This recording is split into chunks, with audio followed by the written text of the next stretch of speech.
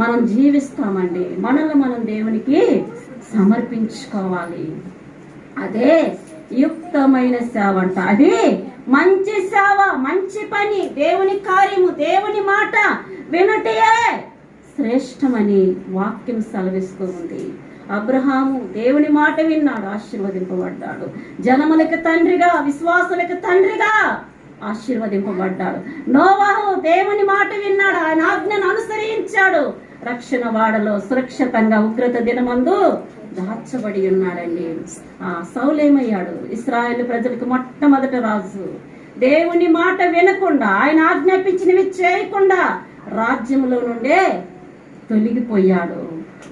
ఆ అభిషేకము, దేవుడిచ్చిన అభిషేకాన్ని కోల్పోయాడు. ఆ స్థానంలో మరొకరు రాజు అవటానికి దేవుడి కృప చూపించాడండి. అవునండి, నేను సామెతల గ్రంథంలో కూడా ఆ మాటను నేను చదువుతూ ఉన్నాను నిన్న ఎప్పుడో. దేవుడు మనకిచ్చిందంట, మనము జాగ్రత్తగా కాపాడుకోలేకపోతే, ఆ పరిచర్యను మనం కొనసాగించుకోలేకపోతే, ఆయనకిష్టలుగా మనం జీవించలేకపోతేనంట, మన మీద ఉన్నట్టు ఆ అభిషేకము, ఆ స్థానంలో నుండి మనల్ని దేవుడు తొలగించి మరొకరిని నిలబెడతాడంట.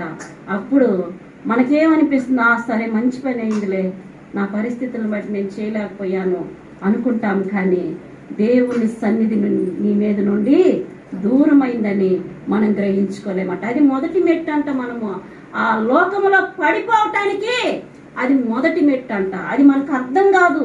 మనం అనుకుంటాం మన పనులను బట్టి, మన పరిస్థితులను బట్టి ఇది మంచిదైంది, ఈరోజు మేము వెళ్ళకపోవటం మంచిదైంది, ఈరోజు మేము చేయకపోవటం మంచిదైంది, మేము చేయలేకపోతున్నాం, అందుకే ఆ ఆంటీకి ప్రేరేపణ కలిగజేశాడు దేవుడు, దైవజనులకు ప్రేరేపణ కలిగజేశాడు, అందుకే వేరొకరికి ఇచ్చేస్తారు అనుకుంటాం. కానీ నా దేవుని కృప మన మీద నుండి తొలగిపోతుందన్న మాటను మనం గ్రహించుకోమంట. దేవుని చిత్తం అయితే ఆ మెసేజ్ నేను చెప్తాను. నిన్నో మొన్నో ఆ మాట నేను చదువుతున్నప్పుడు నా ఆత్మకు ఎంతగానో బలాన్ని ఇచ్చిందండి. ప్రభువా, నేనెంత ధన్యురాలనయ్యా, ఎన్ని పరిస్థితులు వచ్చినా, ఎన్ని బాధలు వచ్చినా నీ సన్నిధి విడిచిపెట్టకుండా, అయ్యా నీ సన్నిధిలో నాకు ఇచ్చిన పరిచర్యని విడిచిపెట్టకుండా అయ్యా నన్ను కొనసాగిస్తున్నావంటే, నీ సన్నిధిలో నిలబడగలిగినానంటే నీ కృపేనయ్యా.